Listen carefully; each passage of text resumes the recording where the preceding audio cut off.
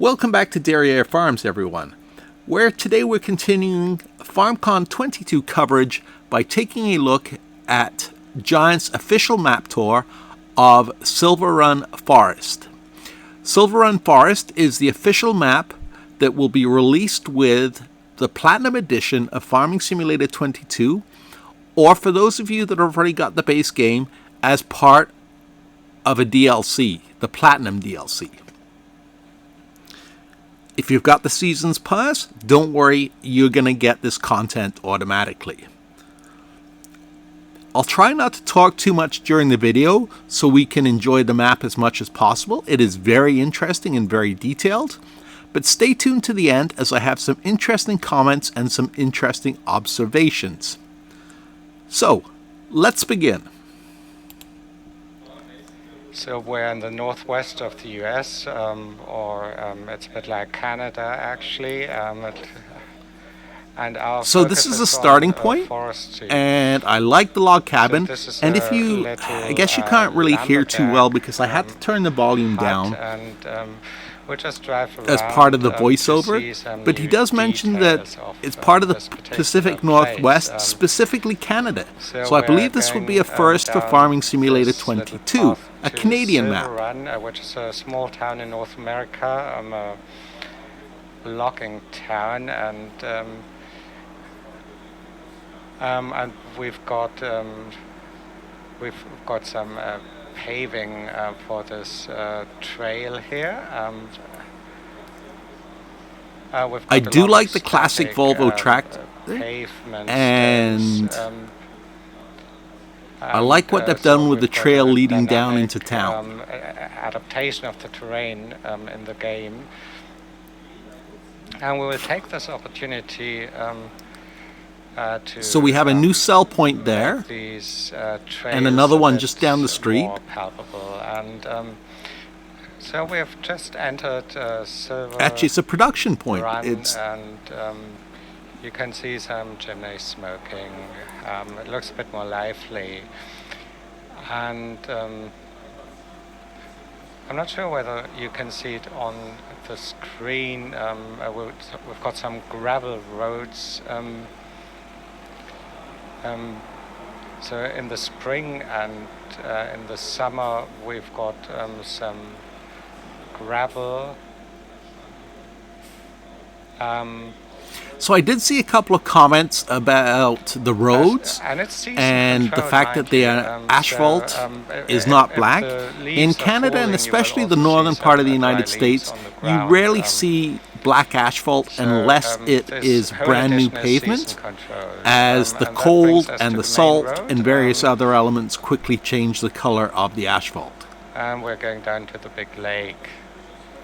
This is quite typical of North America. You've got these large lakes with some boats cruising, and that brings us to another I think Silverrun Forest, the town itself, looks amazing. Where boats are built or repaired. You can see some new buildings. Some more production points on the left, and on just another one on the right. I'm not sure what they are. Giants did not go into those details. North American feel. So those are some surprises that are going to be coming up. Use it to our map. And looking to your left, you've got the big lake where some boats will be cruising later on. I love the lake. I love the reflections on the water. And here we've got the new shipyard coming into sight. And for those of you that have not been out west, this is very typical of Washington State or Vancouver, British Columbia. Now, I've only got this Volvo without a front loader. Because I want to just bring in a pallet to introduce you to a new another novelty. Okay, so, as you can see, there are some new requirements. This is the boat being built, and the productions it requires are wooden beams, planks, floor tiles, and metal. Environment. For instance, you can build a boat, and so that kind of gives us an indication as to what some of the new productions are going to be. then you've got different materials to construct a complete boat. This type of production building is just out of a whole series, and the shipyard is just one of them. And on the right-hand side, you've got a sewing mill. You cannot purchase it. It's available for everyone. You can just actually supply. So there's a very large sawmill on the right-hand side, as you just said. It is available for everyone in multiplayer. It is not purchasable. Placed a strong focus on forestry materials, so there aren't a lot. There's not a lot of grassland. It's very hilly. There isn't any cropland, but still, we just wanted to make sure that you can also do some agriculture, like sheep,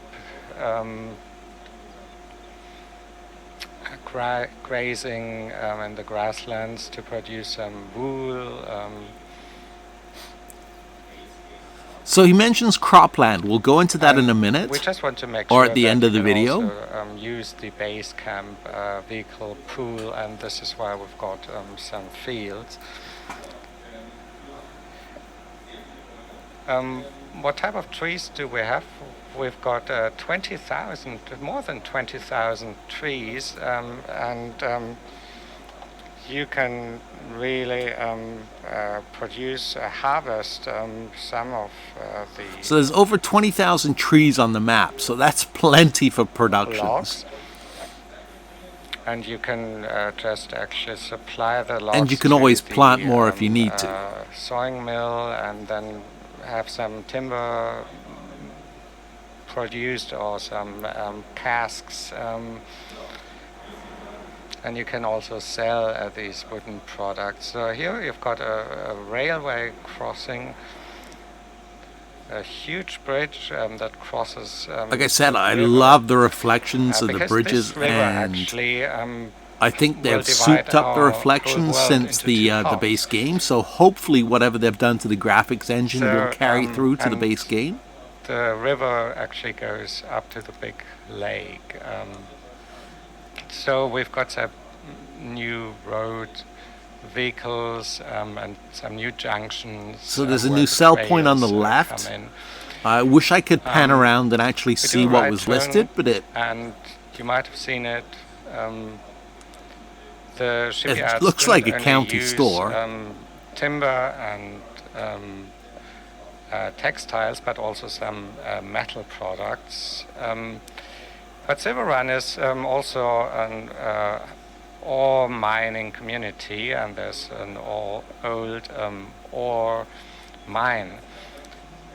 And the ore mine is no longer in use, but you can find a lot of nice things around the premises. So a couple of quick points. He mentioned fabric, so obviously we're going to need to be able to produce fabric one way or another. And there are also there's an old ore mine which contains useful artifacts. Got a new foliage type for the vegetation. So I would just actually pull up on the shoulder. You've got some new water plants, grass types. Now I take a left turn. And he also talks about the new ore mine, where you'll be able to use a front-end loader. I'm guessing that's tied in separately with the steel mill we saw earlier in the game, or in the initial preview, I should say. The little plots, because obviously you're going to have to provide ore to the steel mill to make steel, to make the metal for the boat. Lands or plots which I can buy, and where I can engage in some forest harvesting or whatever I want to do. I can also buy some spraying cans to mark the trees. I've got a ready-made set. So that brings us to the old ore mine. you can have a look around and you can find. So we're now at the old ore things. mine. I will just take a little tour along this little gorge. We've got a lot of static rock and boulders. And that enables us to. Now, in terms of what he's talking about with the rocks being static objects used for decoration, obviously it means we're not going to be able to landscape those because they are built into the map, but they definitely add a very nice touch to the map and give it a very nice and realistic feel. Geometry to just actually beef up the optical feel of it. And if you just take a look at this ravine, this little gorge, it looks quite different. There's the old ore mine. And here we've got the modern days ore mine where ore is being produced and the farmers can just actually use a wheel loader or front loader to actually get some of the iron ore and to generate metal, which they need for shipbuilding. So there's confirmation. It does include mining. You'll be able to use a front loader to harvest the ore from the new ore mine and then turn it into metal. A huge number of different spray cans in different colors, and you can just use them to mark various objects like trees. And we've got some new tree types. Here we've got these huge sequoia trees which are typical of the west of the US, and they are protected, so you're not allowed to fell them. You're allowed to do so in this little game. So indeed, Sequoia firs are protected both in Canada and the US, and you cannot harvest them for normal logging operations, but you will be able to in this game.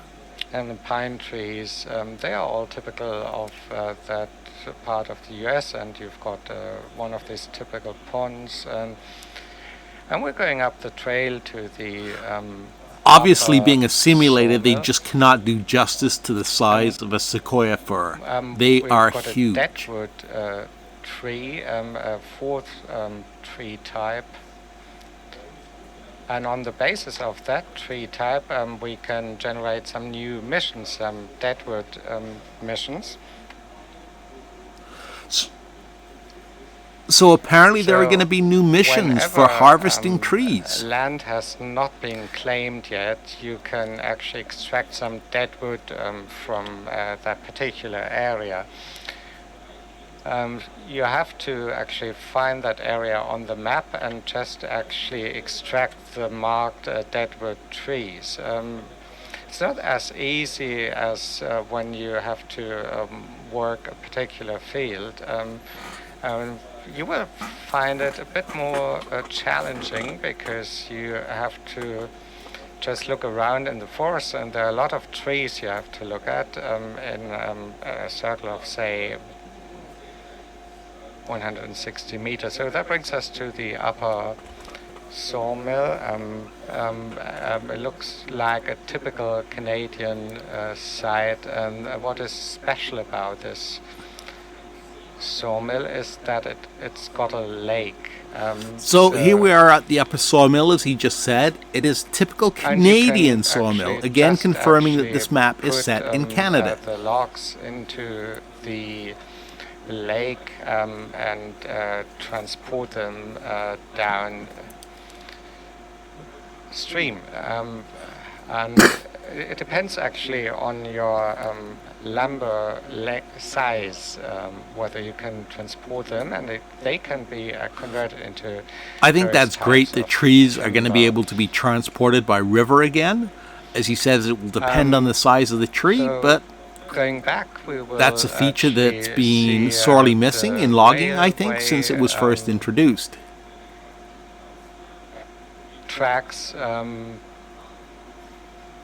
and you can also cross over to the other maps. On the left-hand side, you've got a little tributary and a service station, and there are also some So the railroad signals are new. They are actually using the proper railroad signals for Canada and the US. They're searchlight signals. with a lot of animation, little bridges to cross these streams in the woods. And those are used by most major railroads, Okay, so, both in Canada and the US, even though they're being phased out gradually now for LED signals. There's a lot more to see, of course, in this map, but we don't want to give away all the little details yet. So there are a lot of trees, and you can fell a lot of trees, and Marcus will introduce you to the different vehicle types that are particularly suitable for that type of topography. So you've got the various water plants, and let's just have a look at one of these little streams. Now this is great. Scared when the train is approaching. The streams, if only they'd done that with the streams on Elm Creek or the other maps in the base game, that would look fantastic. And then you've got these little bridges, wooden bridges. So that's all I've got for you. I hope you enjoyed it. I think we've made a big step forward in terms of map design. And this is also an incentive for new maps to come. All right, so that's the official map tour from Giants of Silverrun Forest, and I think it looks fantastic. I love the buildings. They are definitely very Pacific Northwest, whether it be, again, Washington State, Oregon State, or, as he kept saying, Canadian, as you find them all over British Columbia as well, small logging towns. For those of you that have never visited North America, you are very hard-pressed to find a huge difference when you cross the border between Canada and the US as to how things look, essentially. I mean, everything, you wouldn't know you've crossed the border except for the little things like the speed limit signs turn from kilometers per hour in Canada to miles per hour in the United States. I love the fact that there are going to be missions involved in harvesting the trees, and I particularly like the fact that ore mining is going to be part of the game. Hopefully, as was teased, he says you can use a front-end loader, and hopefully you will be able to dump into a Volvo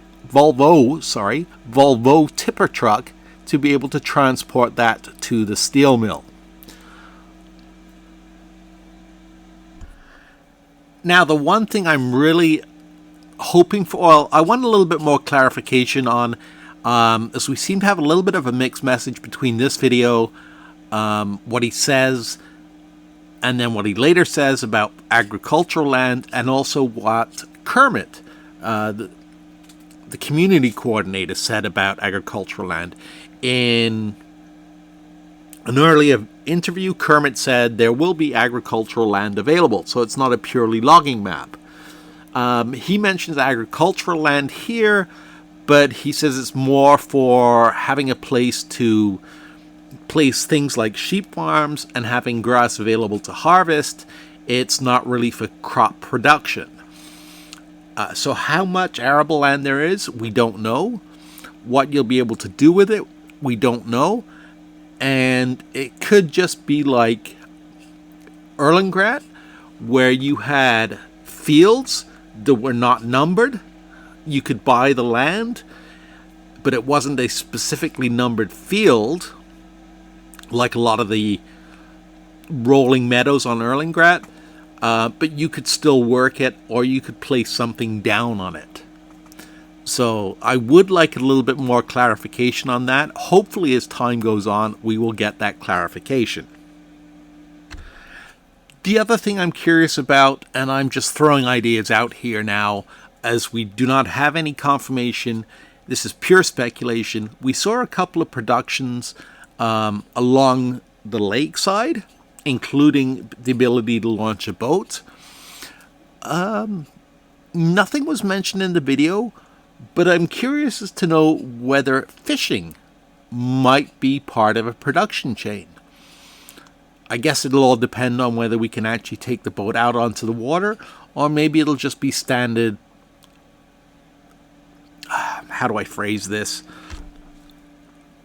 Standard automated fishing, where you buy a production facility and it automatically does its own thing and generates fish. Kind of like I'm sure the ore mine is just going to generate ore. You're not actually going to be involved in the actual digging process, except for using a front end loader to pick it up and put it in a trailer or take it to the steel mill.